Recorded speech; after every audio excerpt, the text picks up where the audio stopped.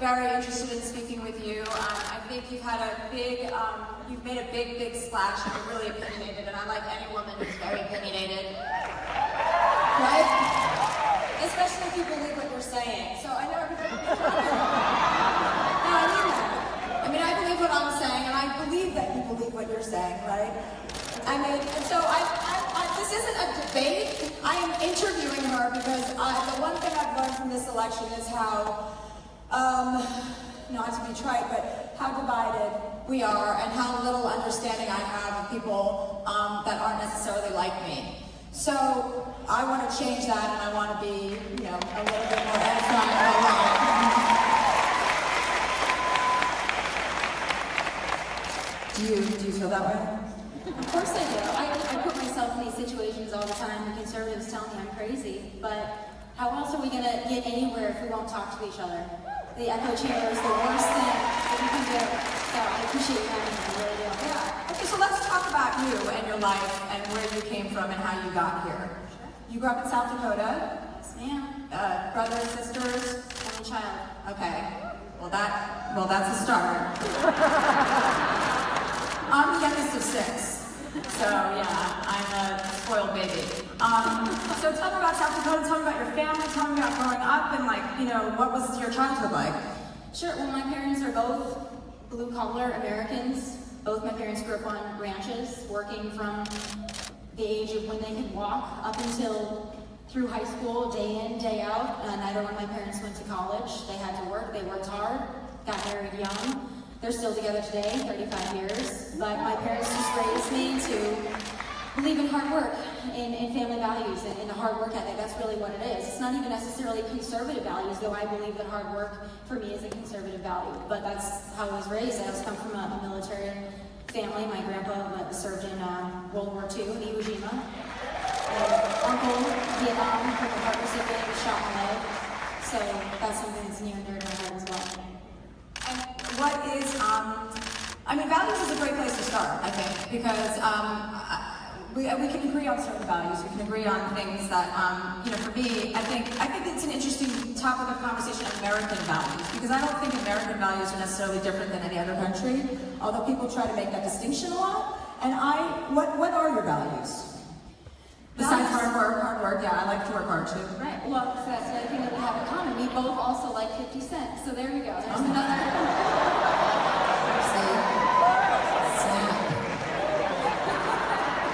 I never said I liked 50 Cent, I just had sex with him.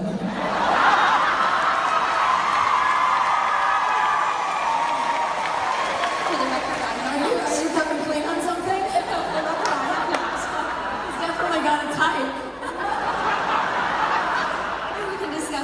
I'm glad that, you know, I could get that one out in the open. But beyond that, values for me, as far as conservative values, I believe in limited government. That's my main thing. And I think that that's, in some ways, that's libertarian.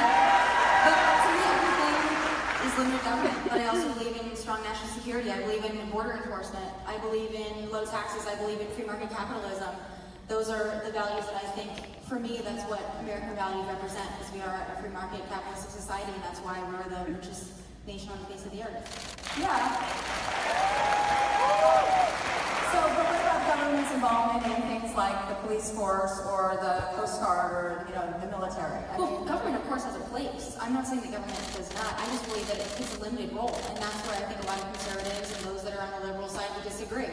I don't think government does many things well. I think there are certain things that it does do well, and I think that there are areas, certainly the private sector does better, free market capitalism does better, and that's where I stack on healthcare. That's where I stack on. But don't you feel like, as like a leading country, or we were, I mean, in the global community, the fact that we spend 70% of our gross domestic product on healthcare, the fact that people go bankrupt paying for healthcare, like, I understand about having limited government, I understand that argument, but what about human decency with people that cannot afford And I understand that, but I also don't believe in the universal healthcare system. I believe that it fails the very people that it's intended to help. And I think that there are examples of that all across the world. I don't think that it's an effective method. It sounds good. It sounds good, but I just don't think that socialism, I don't believe that single-payer universal healthcare, we can see it. I mean, if you want an example, to me, if you want an American example, I look at the VA. If you look at the VA and you think that that is the model in which you want the rest of the healthcare system in the United States to function after? I certainly don't, because I know from personal experience that people go through hell in the VA system, long wait times. Well, how would you like to see healthcare unroll? I mean, or roll out? What's your ideal? Sure. Just no involvement at all, just people just figure it out? I think that there are common sense solutions, and you know, to me, I think that this discussion needs to be had, and I would like it to be bipartisan. I really would. I think that universal health care is a bad decision. I think it's a bad choice. I do believe in repealing Obamacare and also replacing it. There needs to be It would be great. Repealing Obamacare would be fine if they had a replacement. Is the issue? I understand. That's why I believe that we should have a 2-year sunset period in which we repeal it, and then we have 2 years. And I'm looking at Republicans too, saying, get your shit together. Get your shit together. Because they don't. That's where you and I might align as well. I'm not sitting here as someone that's the GOP establishment. I'm not even sitting here as someone that's just pro-Trump. I'm sitting here as someone that's just pro-America. And I look at the failures, which I think government fails us at every turn. Both parties. You and I probably agree on that. Both parties fail us. We need something different. And I think that can take place. It's just... Yeah, I would like to see a lot more bipartisanship. I mean, regarding healthcare, I feel like what happened in the last couple of months, or maybe 6 months, I feel like has been really mean-spirited. Mean. In what way, though? I think the defunding, I think when people talk about repealing and replacing Obamacare, fine. Everybody, even Democrats, many Democrats, I won't speak for all of them, obviously, because, you know, whatever, I'm not going to speak for anybody but myself. I think a lot of people feel that there are problems with Obamacare. They admit it. They're not denying it. Nobody's pretending it's not an issue when premiums go through the roof and people can't afford it. But it also has helped, 22 million people. But I think that 22 million people, I don't know if that's correct. It's not a correct number. 22 million people. Well, no, that is a correct number. But it's not. It's the people that are forced to buy healthcare. All those people are being forced to buy healthcare. So you don't force them, and then all of a sudden your number goes way far away from 22 million. No, actually, it works better when everybody feeds into that economy. It does. It's proven. When people don't cheer after every fucking thing we say, please. Okay? We're not gonna flip over. Just let us have a conversation. Okay? Just be calm, please. It's proven in socialist countries, in England, in all of Europe, and Scandinavia, when people pay into a single payer system, when people pay, and that evens out the market. That's a fact. I mean, that's been proven over and over again. They don't have problems with health care. They have waiting lists. And in the Medicaid system, to me the problem with Obamacare as well is that it made Medicaid an open-ended entitlement. It was supposed to be for those that truly need it, and it's expanded to the level where there are some that are feeding off of the system at the expense of middle-class Americans who are just above the threshold, but they're not low enough to be able to get fully subsidized. And those are the Americans that I care about as well, because those are the ones that are also really struggling. Yeah, but I think we're all struggling. The idea is to help each other. I think the idea is I want to help. If my neighbor needs help and I can help him, I want to. I know that's not the most popular thing to say. Well, maybe it is. I mean, we're in LA, so it is popular here. But I'm like, where the fuck am I? I do want to help people. I want people to have health care. I want people to feel safe. I want people to pay into a system that's going to return the favor, if and when they need it. Most people end up needing medical care. It's not like elective, you know? No, I understand. It's kind of like a basic fundamental right. Right, but not for me. I believe it is my right to purchase health care. I don't believe it's my right to pay for it for other people. I also think that we need a healthcare system. I think that fails the way people, because you and I, it's so easy to see, and I'm glad you don't. It's so easy for us to say, well, I could sit here and say, you just want government control, and you can sit here and say, oh, well, you hate sick and poor people. And that's a discussion I don't want to have, and luckily that's not what we're having. Yeah. But for me, we all want what's best for people. I just believe that limited government is the way to do it. I don't think that government does well in healthcare. I think it's proven by the VA that the government doesn't do well in healthcare. So we need to find alternatives. What's right now is not working. What we had before Obamacare was not working. I think you increase competition. I think that's the way to do it. And I also believe in allowing states to take more control. I think that will help them effectively manage their own citizens, because every state is so different. I think putting more in the hands of the states. If you have a state that needs to expand Medicaid and you need those Medicaid dollars, then that state needs to decide it for itself. But every state isn't created equal. And that's where I align on that. It's just, I think that the free marketplace does better than Okay, so do you have a health care plan or no? Well, luckily, I'm 24, so I am still with my parents. And to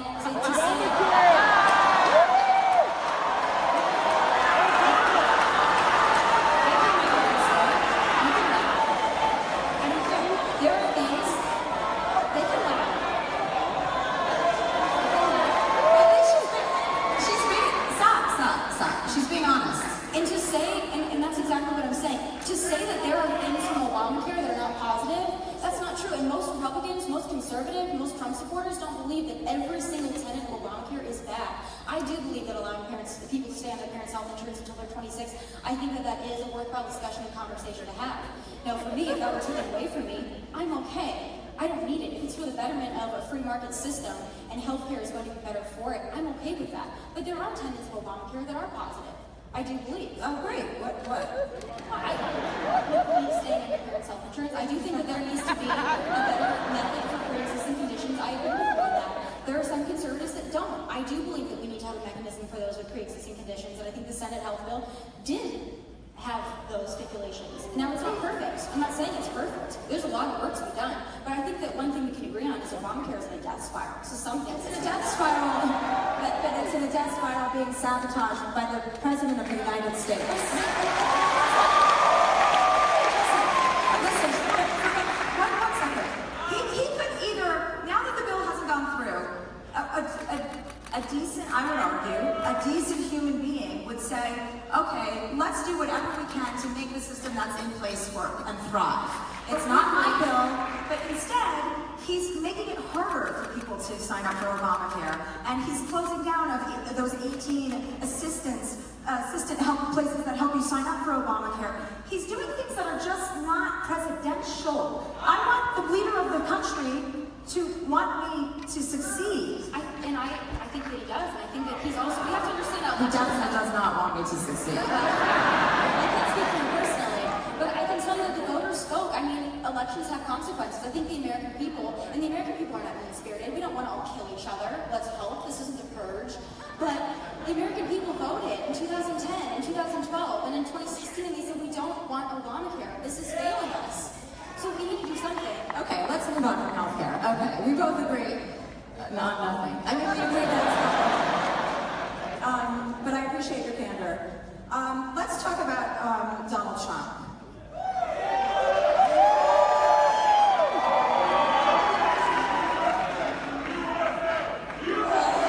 USA! USA! USA! USA! You can't stop us, Chelsea. What? Okay.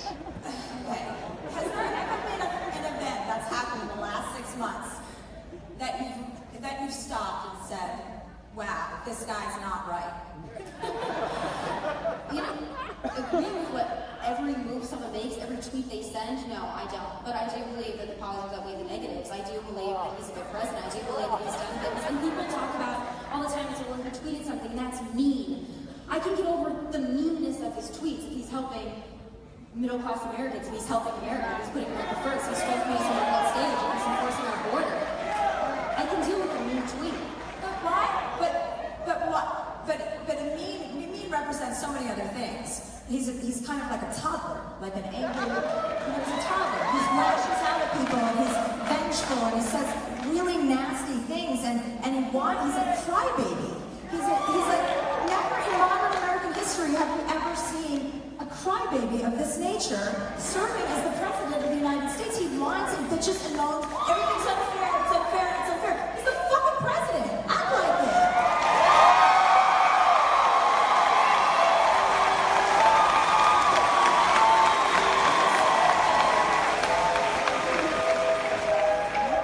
In terms of tone, in terms of what he tweets, there are certain areas that agree with, but I will say this, there's not a president that's dealt with what this president is dealing with. When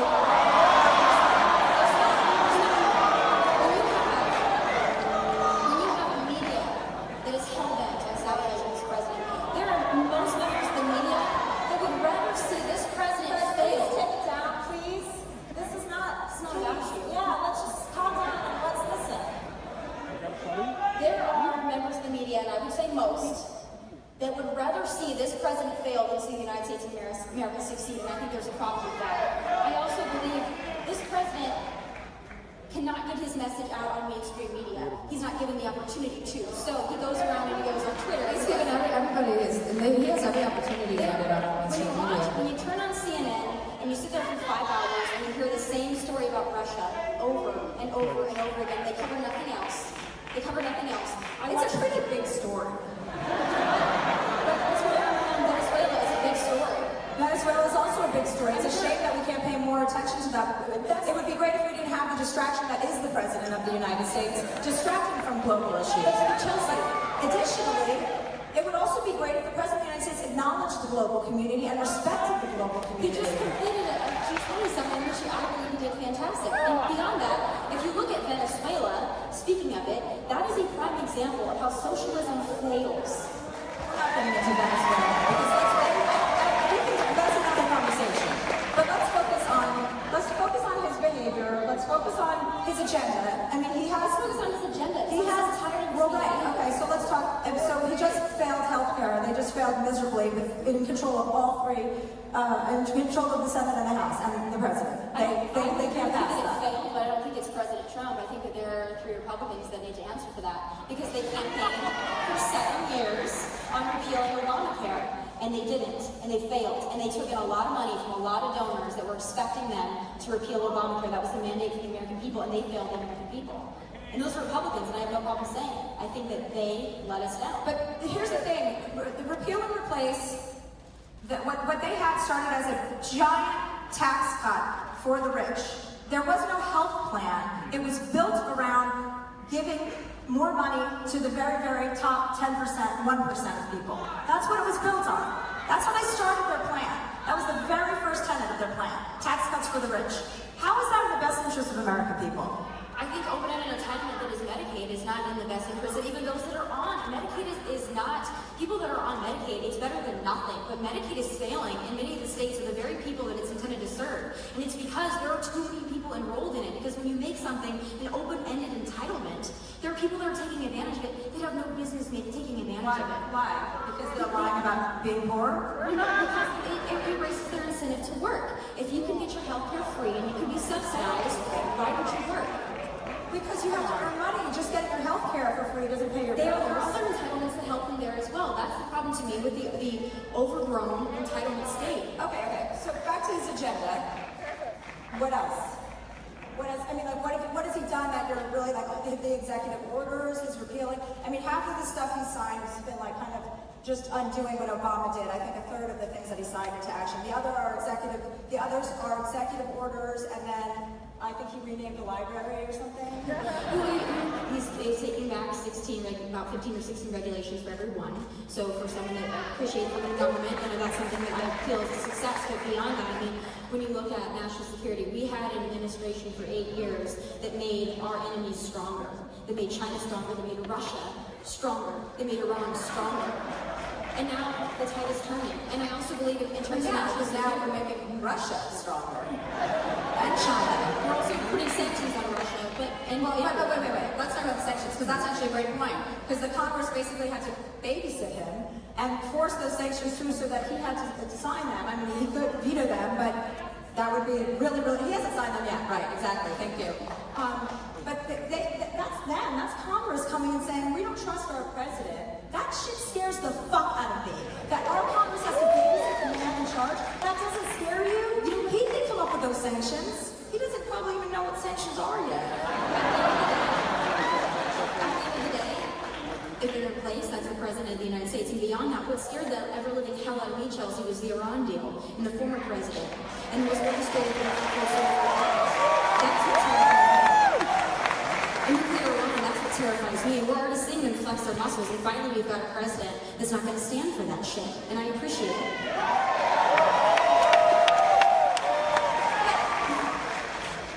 So you're saying you trust him? I do. And here's why. He surrounds himself, and there are certainly places where this may not be true, but for me, especially now with our new chief of staff, he surrounds himself with people that are Scaramucci! leaders. You know what? The thing about Scaramucci, you guys can talk about it all day, but he's a former liberal, so he's one of yours. Remember that. Well, you can have him. His wife got through the roast yesterday. Did you read that? I mean, this shit just keeps getting better and better. I now understand why people watch The Real Housewives. Like, I've never watched a reality show in my life because I think it's so cheap and dirty, and now I'm like watching one every day. I'm like, no, I get it. I want to start watching The Housewives. It'll be a nice day when that's my only option.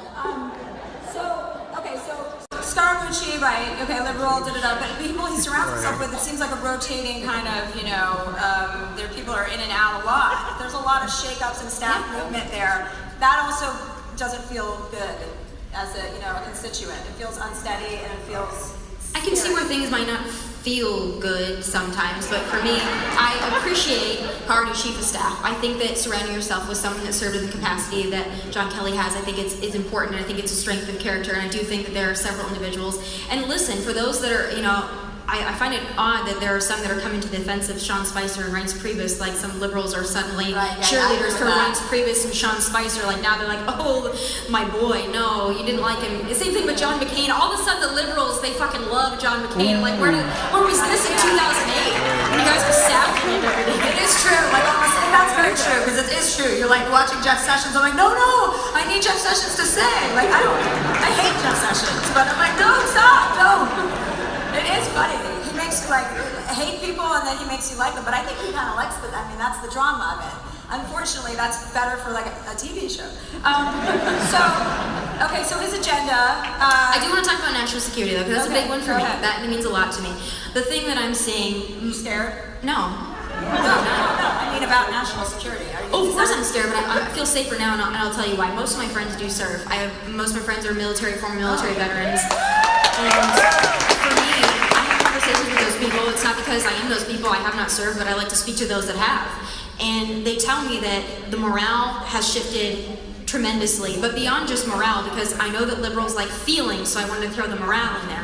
But beyond that, with the effectiveness... You don't have feelings? I just don't operate on them all the time. I have feelings. I tend not to always operate on them. You do. It's good to have feelings. You're passionate, you have feelings, that's a feeling. It's not good to have feelings when you're making big decisions. I promise you I have feelings. No, of course you have feelings. I don't thrive, I don't run on them maybe as much as your typical liberal, but yes, I do feel things. Okay. It's a known fact. But going back to national security, because I really do think this is important. I know it's not like it's fun to talk about as feelings, but national security for me, what Trump is doing on the battlefield, it might not be in the headlines because CNN would never talk about it anyway, and I also don't think that sometimes ISIS or national security policy should be discussed heavily on TV. I think that that's a secret that should be kept safe. But he's empowering those to make decisions on the ground, whereas it used to take so long for it to go up the chain of command that your target's gone. Now he's empowering those that are on the ground to make decisions, make quick decisions. He's also making decisions. He's also making decisions without really talking to his cabinet. He's making decisions that they're finding out about later. So for me, that feels really messy. But not in terms of national security, though. National security. Okay, we'll stay focused on that. Sorry, I'm a little ADD, so I'm all over the place. But continue your thought, and then I'll talk after. For me, and that's just something that I've seen from a perspective of those that I've spoken to that are serving, that say we're able to make those lower level decisions, we're able to make on our own, we're empowered to do so, especially rules of engagement, we're actually able to fight a war and win a war, and I think that's important. We're talking about humanity's sake. My goodness, we can be effective in the Middle East. That's the biggest humanitarian project that we have. Well, I mean, the very reason we have the Middle East problem, I think we've fucked with the Middle East for years and years, and they fucked with us, so I'm sure that would have been a problem. It's always been a problem, and it will probably always be a problem. I don't have confidence in Donald Trump's ability to strategically fix that problem. I don't have confidence in his ability to understand, to listen to people's advice who know more than him. I don't feel confident in having any of our military be sent on any mission that he's decided they should go on. But they do. They do. Maybe they do. I don't think you can speak for the entire military. Of course not. Of course not. No. Of course not. But I do feel that there has been a morale shift.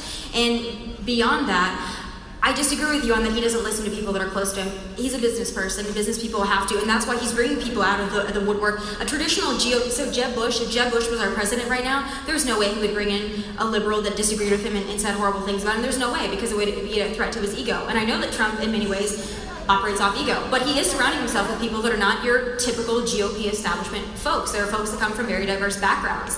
I appreciate that. He likes generals. He likes people with big dicks. Yeah. And you know who else likes to appoint generals in their cabinet? People like the countries like Nicaragua, places where it's not fucking safe because it becomes a militia. We have generals serving as your chief of staff, this is a really scary endeavor. So we'd rather have a politician? Listen, I'd rather have a general than a politician. Wait, I don't know about you're you. only I'd allowed rather to have I'm actually general. general, so please refer to me as one. Yeah. Am I a general? I'd rather have a general as my chief of staff than a swamp rat politician any day. Drain the swamp! Drain the swamp! So where are you with the trans thing? You're not into trans? For me, and I think this has been well documented Nobody is. through media. I saw some tweet, but I didn't. Well, I the didn't suicide understand rates are it, so and high. I saw people tweeting about So Sure. elaborate. Well, we're talking about the issue of LGBT, or are we talking about the military? Let's start with the military. Okay. Oh no, start with the military. Okay, we'll start with the military. So for me, reinstating the ban on transgenders in the military, I think was a very positive step. I do. Yeah! I'm trying to make a point that I think is very important. For me, it's not because I have anything against trans people. If those that follow me know me and know You don't have anything against trans people people? that follow me and follow my show before they know, stop. Just stop. They discriminate all the time, you idiot. They wouldn't let me in because I have flat I'm a feet. libertarian. When it comes to social issues, as been well documented, I don't care what the hell you do, I don't want to pay for it. That's why I align in those things. I am not anti-gay, I'm not anti-same-sex marriage, I am not anti most of the social issues. I'm not sitting here as someone, I don't take issue with those things. I don't care if you want to bake a cake, don't bake a cake, I have don't give a flat shit. feet, for God's What sake, I they won't care let about me is in. military effectiveness and readiness, and the facts are this. There's the people Transgenders in protecting me. military. Whereas I have acknowledged this time and time again, if you want to serve your country, as I know you said the other night, if you want to serve your country, that is perhaps to me the biggest sacrifice you can make in a very strong character trait. Absolutely. And anyone that wants to serve their country, I give an enormous amount of respect to those individuals. Whether you're trans, whether you're straight, I don't care what you are, I give you respect. And you deserve the utmost. Transgender But here's people the have thing, the military is 40% not about the suicide individual. rates, It's and not these just people want about, to give them well, I want to guns and serve, so I grenades. should be able to.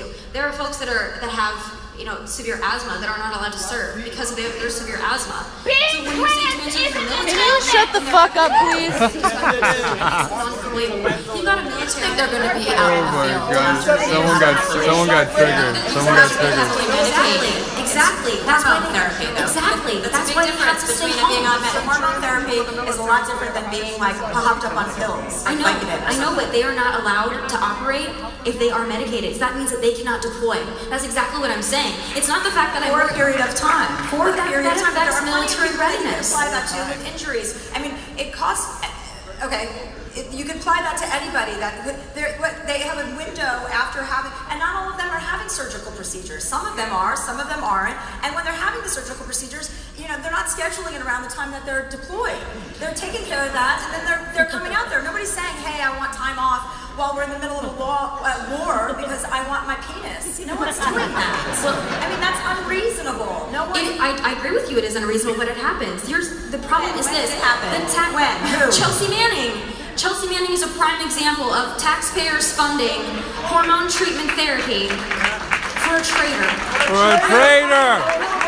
Because I want to help you. They're paying. I gotta tell you, in that military budget, that it would be $2.4 to $8.4 million that they would spend on hormone therapy when they're spending $45 million a year on Viagra and Cialis. Why do they spend so much money on Viagra? I don't agree with that. But Chelsea, I have to tell you this. Because you women want to Until get we can fucked, that's afford why. treatment and prosthetics for the military and the veterans that have fought for this country, I don't believe in paying for a sex change. Women need it more than men do.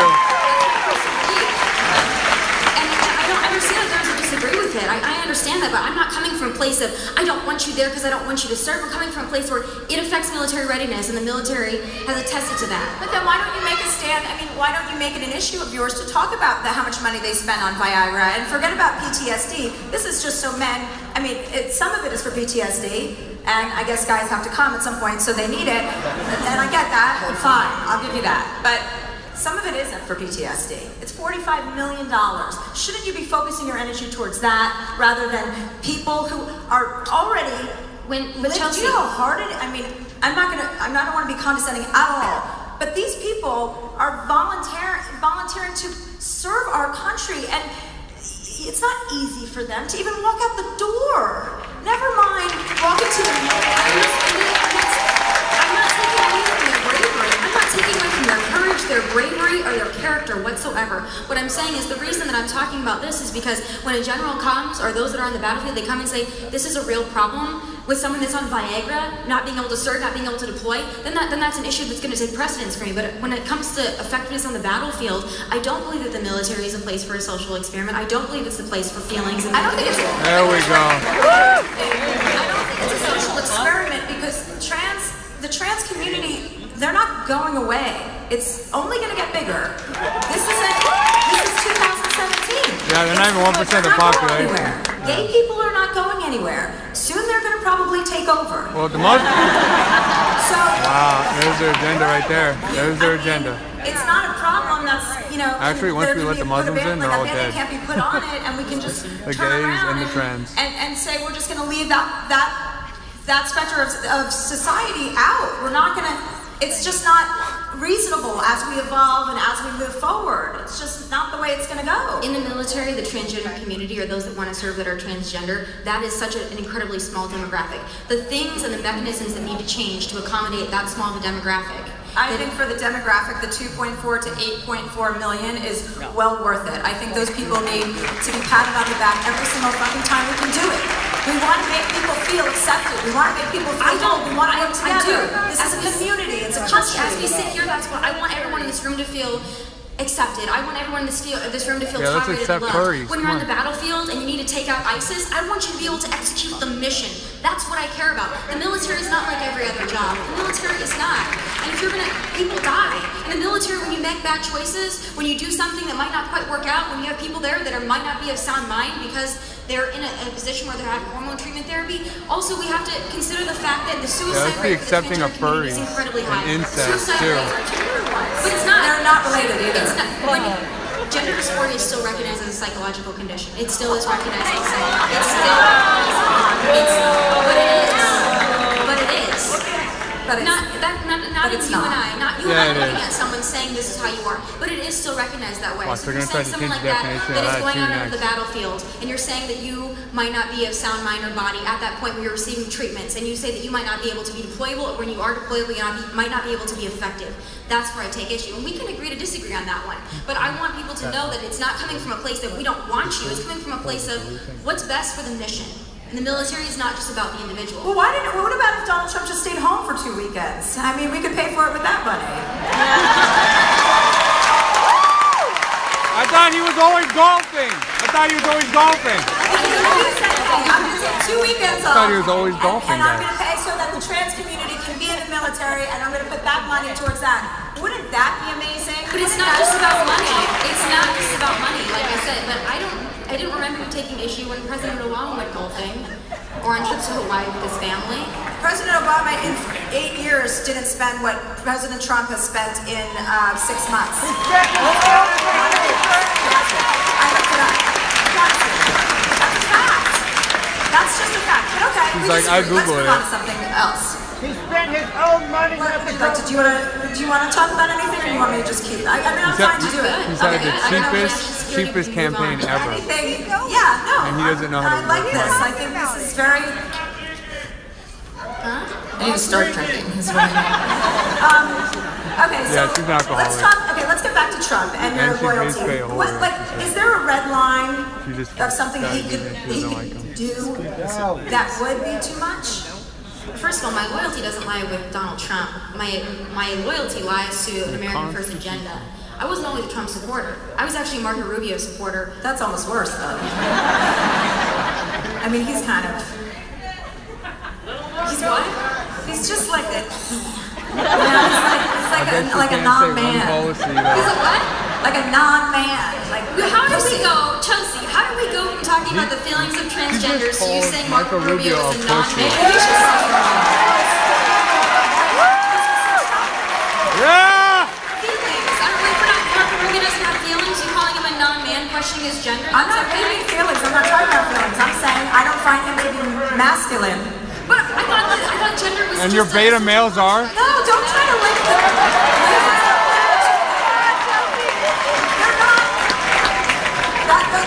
Those two thoughts are not connected at all. I'm not talking about his gender. Okay. I'm not saying, he's trans. That's Oh no. Was it me? Who's manly? Anthony Weiner? He's one of your guys. So you should appreciate President Trump and then his No, I don't meanness. think, I'm not the president though. Like, I don't have a responsibility to 320 million people. He wasn't either when he ran, and you still had a problem with him. You don't even know. It's a lot. You know what?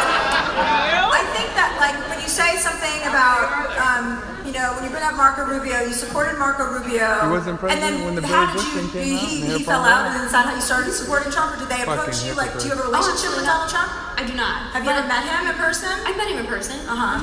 But for me, it's not about Donald Trump. It's about the agenda. It's about America first. What spoke to me and millions of other Americans was a strong border, was making the military a capable fighting force. Once again, it's empowered.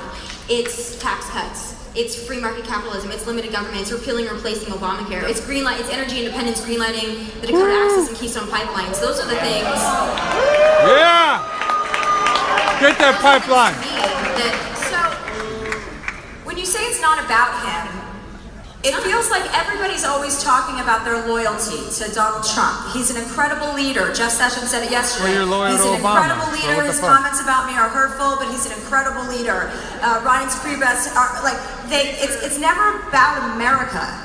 It's always about Donald Trump. We're the party But I'm not that ready walks to around do red, this. white, and I blue. believe When that do it is liberals about wear America. red, I do. white, and blue? And Ever. for me, if Donald They Trump burn the were flag. to not stand up for those things that I believe and that I hold so dearly, if he were not a hardliner on immigration, on national security, on limited government, on repealing and replacing Obamacare, yeah, I will say something. But none of that stuff has, aside from a little with immigration, has really started to take effect. So the issues that you stand behind and espouse, he hasn't proven to deliver on. So when is he going to do it? In terms of energy independence, it has. He's greenlighted 2 pipelines, which is going to be great for American Look at the jobs. stock And then we don't markets have are to up say 20%. energy Stock independence markets are up and 2 pipelines 20%. that He's greenlighted.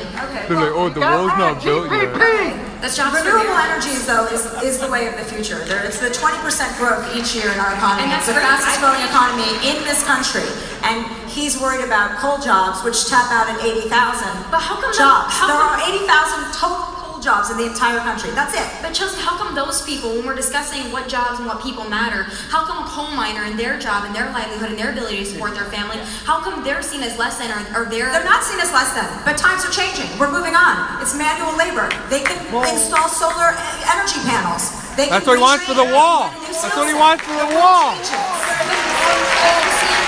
You say that, you're taking away from those communities that thrive on those things. I can't just say I love being on TV and then, you know, and then TV's obsolete and I'm like, no, I can't do anything else. No, it's like but you it's have not to about adjust that. and you have to adapt. You do, but you have to give those people Yeah, and you do time too to to the do it as president. well. When you strangle the coal industry and you put those people out of jobs, you're not just putting coal miners out of jobs, you're putting the local restaurants around there, the local convenience stores, those that serve those people, those that wash those cars, that cut the hair, all those people lose their jobs. And it has a greater effect on those economies than just 80,000 coal jobs, because an economy is affected by those people. But there's a whole other economy that's growing and robust. And it's good for our air and clean water. Why would we not lean into that? There's a whole other economy. They can learn how to install solar panels. They can learn manual labor jobs. They can retrain. They can. I understand that there's an incredible power in solar and in other resources. I'm not saying that those Not aren't something wind, that should be that kills cultivated. birds. But just to go ahead and cut people off at the knees and say, find something else to do, because...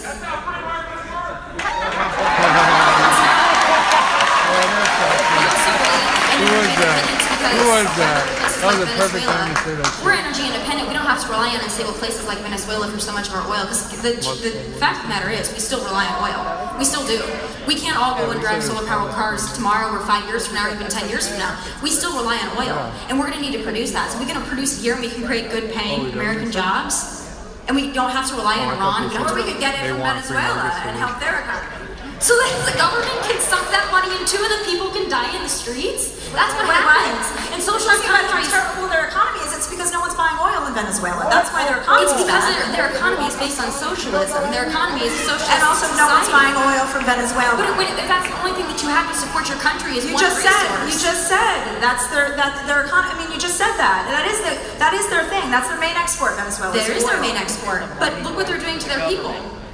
If we were able to sanction them, if we were able to not buy so much Venezuelan oil, they're going to have to make a change. We aren't rewarding bad behavior. And yeah, it's a humanitarian crisis in Venezuela, but it's not one that free market capitalism created. But do you feel like it's a humanitarian crisis that we would get involved in? Yes. It's a humanitarian crisis. We need to look at it. We need to understand. Also, sanctions are a way that we can get involved in a direct and indirect way. But beyond that, we need to look at Venezuela and say, this is the fruits of socialism. This is what it looks like when you rely on socialist countries that are highly functioning.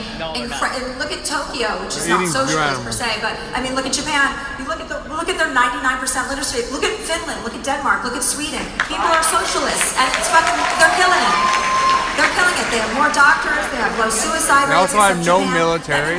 All the people are raped. Want to school by themselves in Tokyo. I think they're. All the people are the same race. They have small population. It's bad when it's profligate. And they have no military. That's why they have the land for it. Leader, a despot running a country. Then it's really, really fucking bad. That's how socialism. Then it's a dictatorship. Exactly. Socialism starts with the promise of free things. And it ends with the black market for toilet paper. That is the progression of socialism. Yeah. They're eating zoo animals. Okay. What did you meet Donald Trump? What did he say to you? What's that? I met him once, Donald Trump. What did he say? Yeah.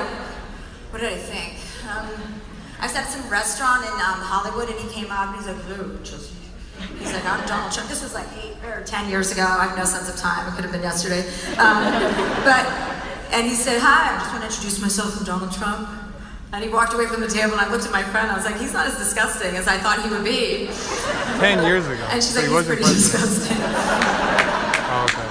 So that was my only experience. When did you, don't you kind of, are you not, I know you're not in any sort of official capacity with the White House, but. No, I haven't seen Donald Trump since CPAC of 2015. That's when I met Donald Trump. Okay, how was that experience? That was when he was contemplating running for president. So it was, kind of watched that in the making. So I thought he was a very nice man. He did call me about 2 months ago and was very nice and very appreciative. Did he see you on TV? He loves TV. He does love TV. That's Doesn't okay. everybody? Did he tell you were doing a good job on TV? Facebook, actually. Oh, he's watching Facebook? Well, my videos tend to be on Facebook. Yeah. So he was watching one of your videos on Facebook. I don't know if he was watching my videos, but I do a series of videos, and I know all about it. Yeah. But was he online on Facebook? No, I don't think. I think that he was thanking me for my ability to influence certain segments of the population during the election, because I think my videos had a poll on some conservatives that were elected. They definitely did. Good for you. I mean that. Good for you. I think you believe what you're saying. What about?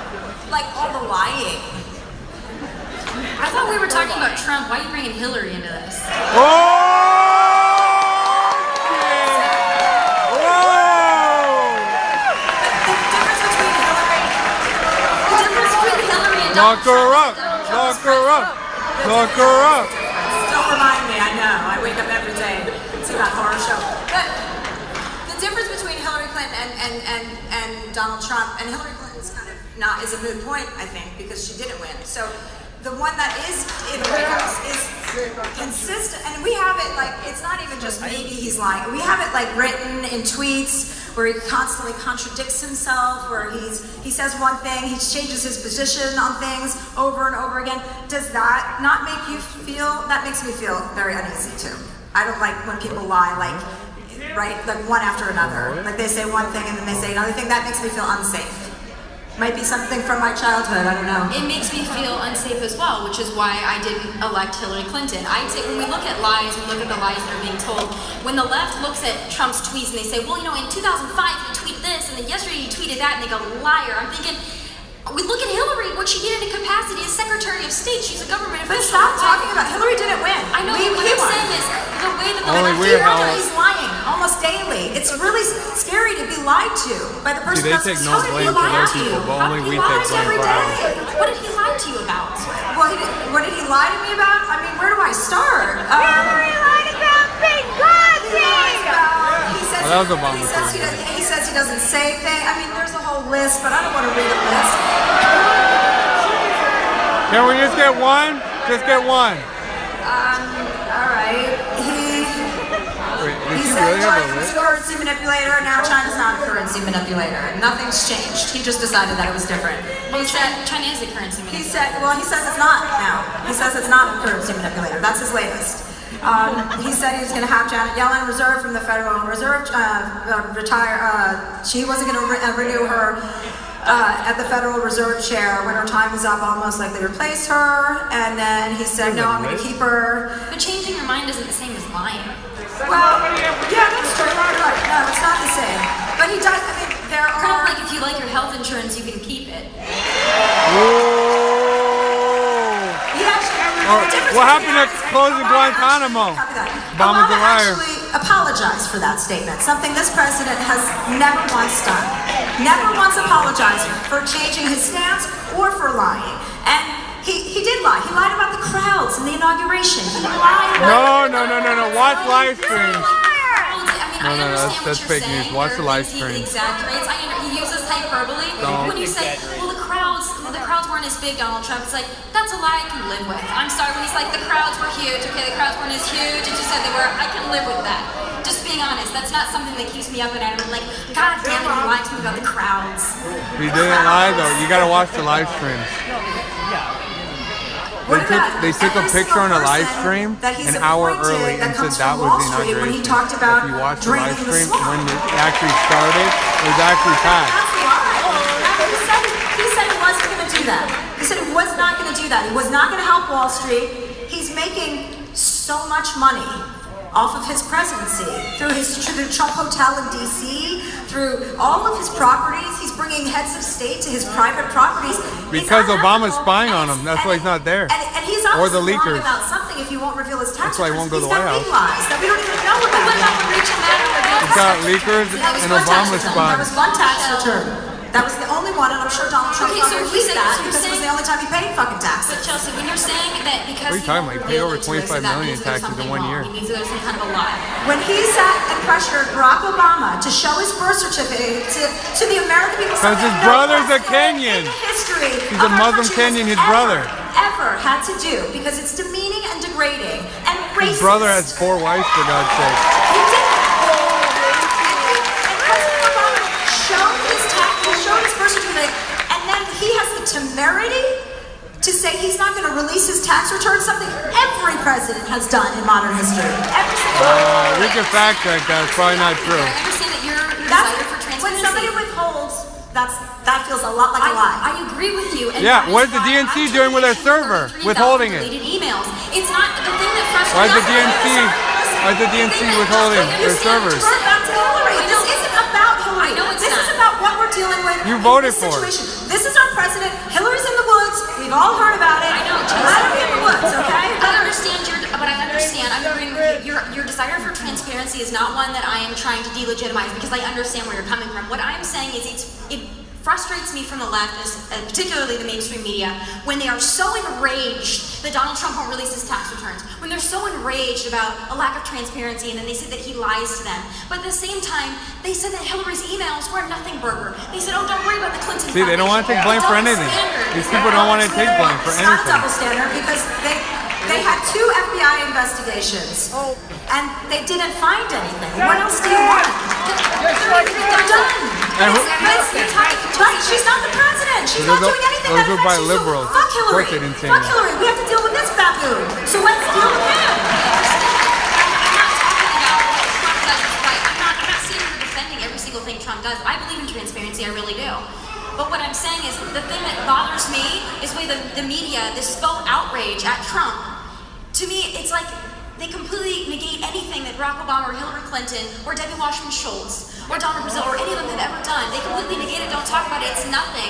But everything President Trump does, from how many scoops he has in his ice cream cone, to what he's tweeting, to how mean he is, There we go. I analyze to the nth degree for 5 or 6 hours a day. That's what's frustrating to Are you me. intrigued? Yeah, I think it's frustrating to a lot of us. It's really frustrating to have to listen to that all day long. I agree. I don't like it either. Turn off CNN then. About what he's doing all day or his ice cream or any of that. I want something that I want government. I want to feel safe if we get attacked by North Korea. I want to know that there's somebody in that office that is going to have the best interest of this country at heart. And he does. America first. I think he has such personal self-interest. That does not bleed over into other people. He doesn't show loyalty to anyone. So how can really? Why is his family in positions of power then? Like, how is that possible? No loyalty?